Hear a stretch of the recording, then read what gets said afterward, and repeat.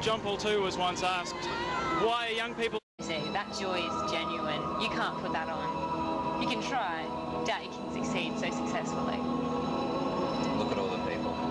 Now that's the camera that we've used at the football and the State of Origin in the past, and it zips across all that crowd almost before they know it's there, but it's a great camera. The technology that we have for this sort of event now, look at that.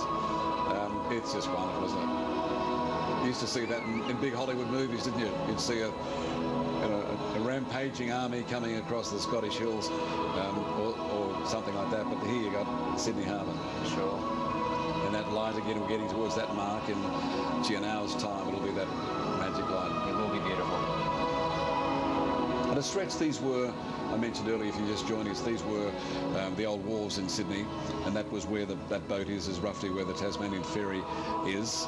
It goes from here down to Tassie, and these were where the fights, when we had the fights on the wharves a few years back, they were Patrick were here, and this was the location for one of the ugliest sort of domestic brawls that we had in Australia. To think we've gone from that to this.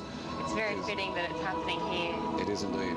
And very fitting it happened here. This was called the Hungry Mile. This was an area where men went, certainly through the Depression years, went to try and get a job and had to make do. And the first of the Catholic schools and churches were down here in Millers Point at this area as well. So it's deeply symbolic and deeply connected. It's very poignant. Look at Matty. Matty's just having an unbelievable day. He's got to tell his mum, I'm not sure which country, whereabouts in Australia, whereabouts in New South Wales Matthew comes from, but he's obviously going to have a few stories to tell when he goes back home about the day I had this bit of a ride on the harbour with the Pope. Sure.